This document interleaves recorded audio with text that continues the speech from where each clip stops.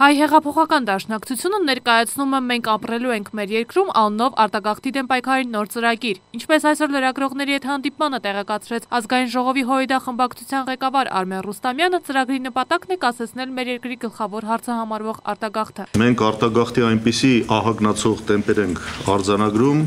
որ դրա օր առաջ կասեցումը, դանդաղեցումը, վերացումը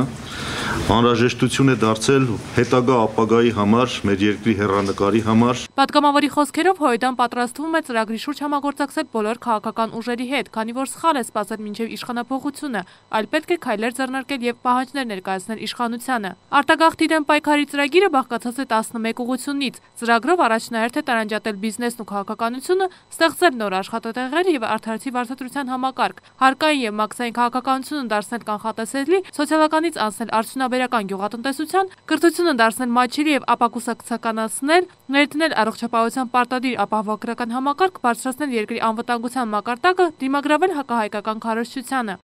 Այս ծրագիրը հետևաբար ոչ թե կուսակցական, այլ ազգային ծրագրի կարգավիճակ պետք է ստանա, որպեսզի կյանքի կոչվի։ Լուսինե Հովհաննիսյան, Արման Գրիգորյան, Սլայք AM։